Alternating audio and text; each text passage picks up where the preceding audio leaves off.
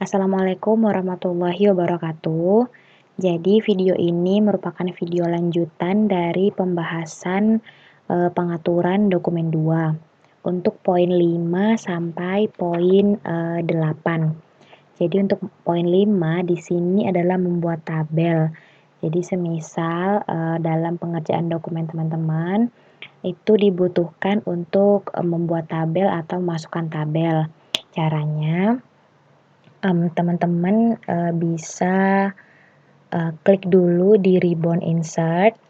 Nah, di sini ada table, teman-teman bisa klik.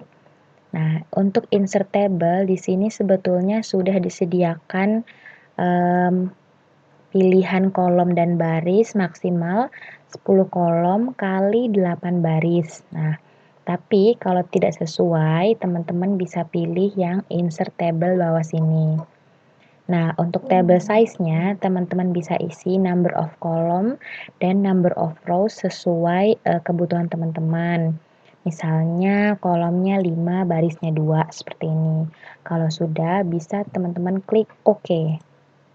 Nah, di sini sudah muncul tabelnya. Ketika tabelnya aktif seperti ini, tabel ya, maaf, ketika tabelnya sudah aktif, ada dua tab tambahan baru pada ribbon, yaitu tab design dan tab layout. Nah, tab design ini bisa teman-teman manfaatkan untuk mengatur tabel style tabelnya, untuk shadingnya, atau style dari border atau garis pada tabel ini, dan lain sebagainya.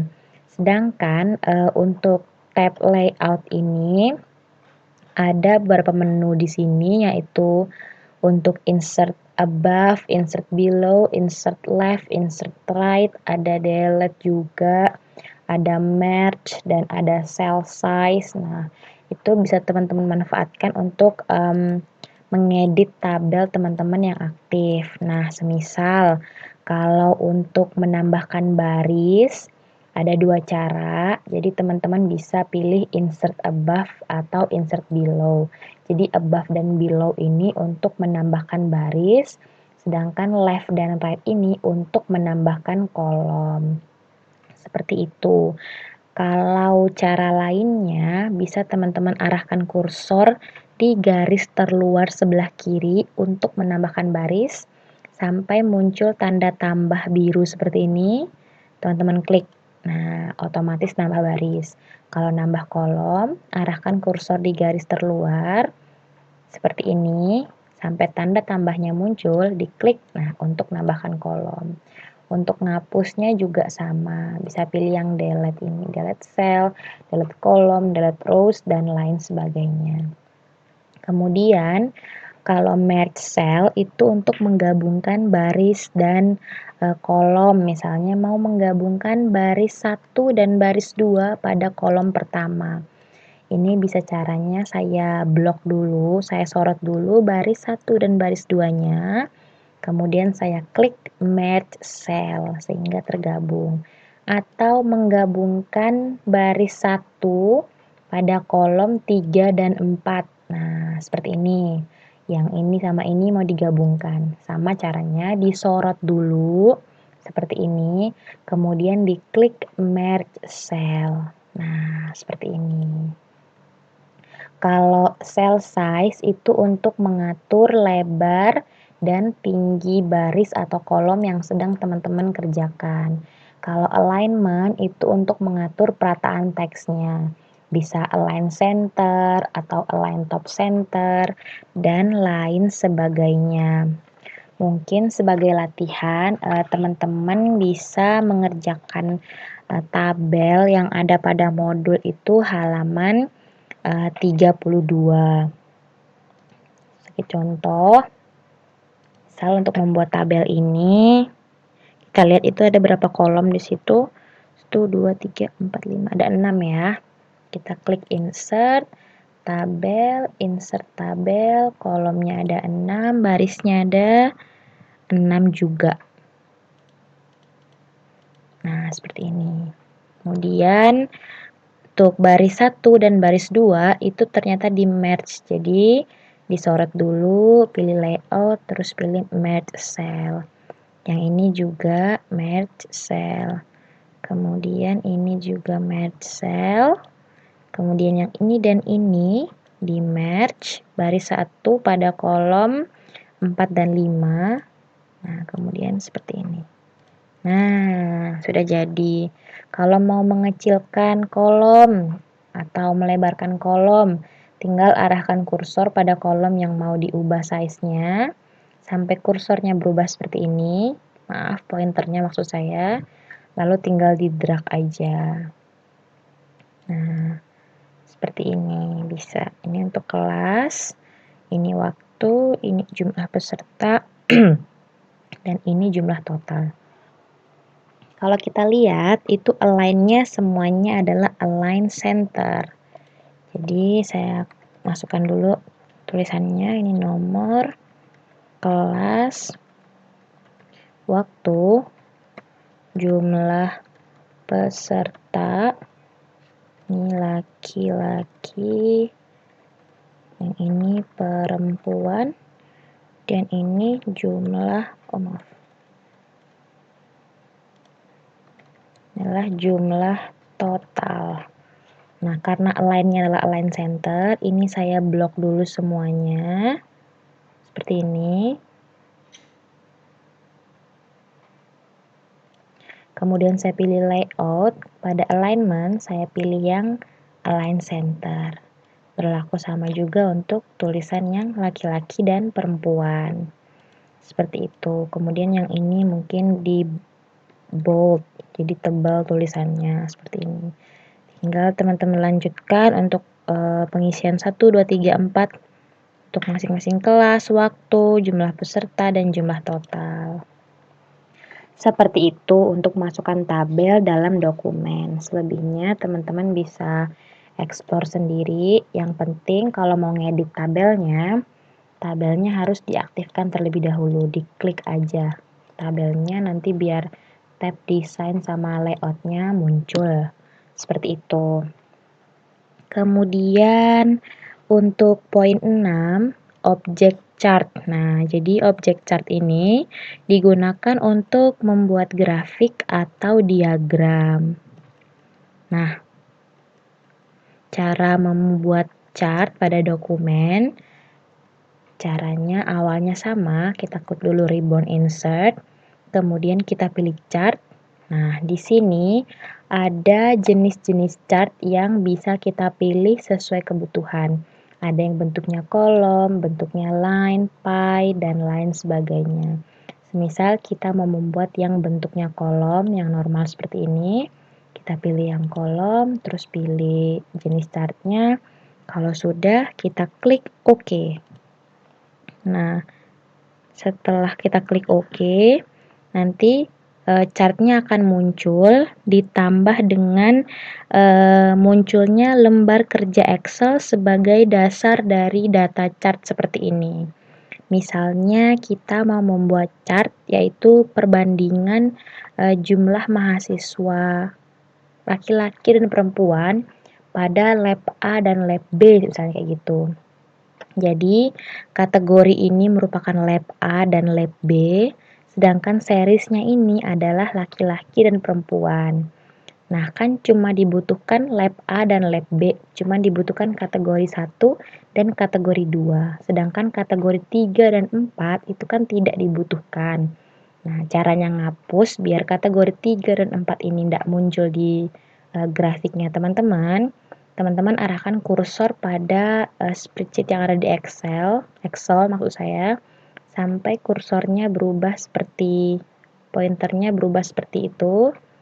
Kemudian teman-teman drag sampai berakhir pada kategori 2 saja. Nah, sehingga pada grafik kategori 3 dan 4-nya hilang. Kemudian untuk seriesnya juga cuma dibutuhkan 2, yaitu cuma seri 1 dan series 2. Nah, ini bisa teman-teman arahkan pointernya sampai berubah seperti itu. Kemudian drag sampai akhirnya di series 2 aja.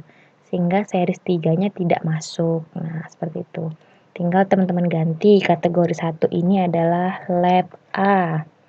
Dan kategori 2 adalah lab B. Seri 1-nya adalah laki-laki, series 2-nya adalah perempuan. Nah, tinggal diganti jumlahnya. Ini 12, misalnya 14, ini 6, ini 11, dan 13 misalnya. Seperti ini. Nah, kalau sudah diedit datanya, sudah selesai, bisa teman-teman tutup data dari Excel-nya. Nah, kemudian untuk mengganti chart title-nya, bisa teman-teman klik aja. Nah, terus bisa diganti perbandingan jumlah mahasiswa laki-laki dan perempuan pada lab Applikom. Nah, misal seperti ini. Kemudian, kalau grafiknya sedang aktif seperti ini, akan muncul tab tambahan, tab desain, dan tab format. Nah, di sini ada chart elemen. Nah, misalnya teman-teman mau menambahkan elemen-elemen pada grafiknya teman-teman. Misalnya mengenai data label, misalnya. Mau nambahin keterangan datanya. Misalnya inside N atau inside base gitu. Jadi jumlahnya akan muncul paling dasar seperti itu. Change color-nya juga bisa. Jadi diganti chart style-nya juga bisa. Misalnya mau chart style-nya seperti ini. Nah, terserah bisa dimodifikasi sesuai kebutuhan masing-masing. Nah, kalau mau ngedit data, bisa klik di edit data. Nanti kalau sudah diklik akan muncul spreadsheet Excel-nya tadi. Nah, ini dia akan muncul kembali untuk mengedit. Seperti itu. Nah, begitu caranya untuk memasukkan chart pada dokumen teman-teman. Nah, selanjutnya adalah poin 7, pembahasan tentang poin 7 yaitu objek text box. Jadi text box ini adalah fasilitas untuk membuat tulisan atau teks dalam sebuah bingkai. Nah, dapat dimanfaatkan untuk membuat quote atau memperjelas suatu kalimat. Nah, di sini caranya memasukkan text box. Kita klik dulu ribbon insert-nya. Kemudian di group text ini ada text box. Nah, kalau kita klik di sini sudah ada beberapa style dari text box yang disediakan oleh Office. Nah, macam-macam ya stylenya, bentuknya. Tapi kalau teman-teman maunya yang simple atau mau di draw sendiri juga bisa. Misalnya kita pilih yang draw text box. Nah, si pointernya muncul tanda plus. Tinggal teman-teman drag untuk menggambar text box-nya. Kalau sudah, nanti akan muncul tab tambahan tab format untuk ganti shape stylenya, word art stylenya, dan lain sebagainya. Bisa di rotate juga, bisa diganti size dari text box-nya, dan lain sebagainya. Kalau kursornya aktif seperti ini, bisa teman-teman masukkan teks yang ingin diketikkan pada di dalam text box tersebut. Text box adalah fasilitas bla bla bla bla bla. Nah, nih. Untuk menu-menu lain bisa teman-teman explore sendiri. Seperti itu. Selanjutnya pada poin 8 itu adalah menulis persamaan atau rumus. Nah, jadi kita juga bisa memasukkan rumus pada dokumen Microsoft Office Word 2016. Caranya di situ adalah di ribbon insert kita klik. Nah, di paling pojok kanan di grup simbol itu ada equation. Nah, di sini sudah ada beberapa equation yang disediakan oleh Office. Tapi kalau nggak ada yang sesuai atau mau diketik atau dimasukkan sendiri rumusnya, bisa pilih di insert new equation. Nah, nanti muncul kolom di mana tempat kita untuk mengetikkan equation-nya. Nah, kalau kotak dari atau kolom dari equation ini aktif, akan muncul tab desain di sini. Ada simbol, ada structure yang dimanfaatkan untuk mengetikkan rumus. Nah, contoh kita bisa mengetikkan rumus yang ada pada halaman 33, yaitu yang indeks tunggal. Jadi IT sama dengan delta QT per delta Q0 kali 100%. Nah, caranya untuk memasukkan rumus yang lebih mudah, menurut saya itu adalah dengan membagi antara sisi kanan dan sisi kiri. Jadi, misalnya kalau kita lihat di rumus indeks tunggal, itu ada dua sisi kanan dan sisi kiri. Yang memisahkannya secara keseluruhan adalah tanda sama dengan. Jadi, sebelum masukkan rumus yang lain-lain, masukkan dulu sama dengannya. Nah, kemudian bisa kita isi untuk sisi kanan dan sisi kirinya. Atau bahasa lainnya, kita bikin dulu kerangka dari equation tersebut, baru kita masukkan simbol-simbol yang ada pada equation itu sendiri. Nah, ini kan di sebelah kirinya adalah tulisan IT. Nah, kita ketikkan IT normal. Kemudian di sebelah kanannya adalah fraction atau pembagian delta QT per delta Q0 kali 100%. Nah, untuk memindahkan kursor ketika mengetikkan rumus, alangkah baiknya itu menggunakan tombol panah kanan, kiri, atas, bawah yang ada pada keyboard agar lebih mudah. Kalau pakai mouse, biasanya peletakan kursornya sering keliru atau tidak tepat seperti itu. Nah, ini saya menggunakan panah kanan yang ada pada keyboard untuk memindahkan ke sisi kanan setelah sama dengan itu tadi. Nah, kita lihat lagi di sebelah kanan itu. Ada juga yang memisahkan sisi kanan dan sisi kiri. Jadi sisi kirinya adalah delta QT per delta Q0 kali 100%. Jadi ada dua sisi kan. Nah, jadi saya masukkan dulu kalinya. Nah, seperti ini. Kemudian saya pindah lagi ke kiri. Nah, sekarang saya akan memasukkan pembagiannya. Nah, pembagian di sini teman-teman bisa lihat di structure pada menu yang fraction ini. Jadi saya klik fractionnya. Nah, kemudian saya tinggal pilih style fraction yang sesuai. Yang sesuai adalah yang stacked fraction. Kemudian saya klik. Nah, seperti ini. Kemudian saya pindahkan lagi kursornya ke sebelah kanan. Baru saya ketikkan 100% supaya rumusnya lurus gitu. Nah, kalau sudah ini saya masukkan dulu deltanya. Kalau pakai panah yang ada pada keyboard, jadi kalau mau memasukkan delta QT-nya, nah, panahnya sampai memblok kotak yang ada di atasnya itu.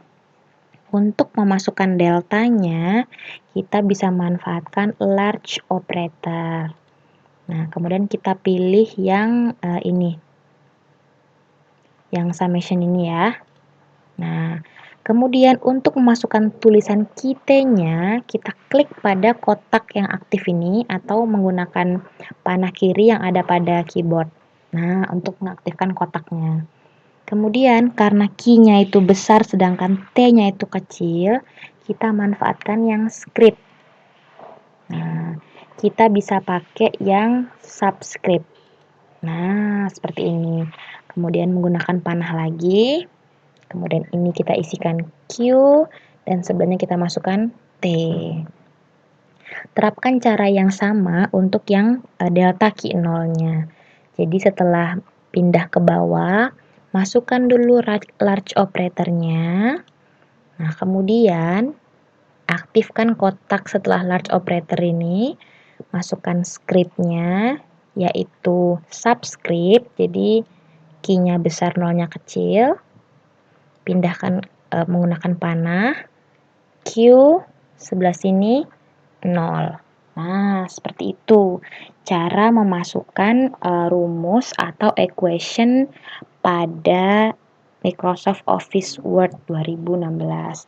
Jadi saya menyarankan teman-teman membuat dulu kerangkanya atau melihat secara garis besar apa yang memisahkan antara sisi kanan dan sisi kiri dalam menuliskan rumus, seperti itu. Dan lebih mudah untuk memindahkan kursor dalam menuliskan rumus itu menggunakan panah kanan, kiri, atas, bawah yang terdapat pada keyboard daripada menggunakan mouse. Karena biasanya kalau menggunakan mouse, itu posisi kursornya tidak sesuai kadang-kadang. Jadi harusnya 0 ini ada di bawah.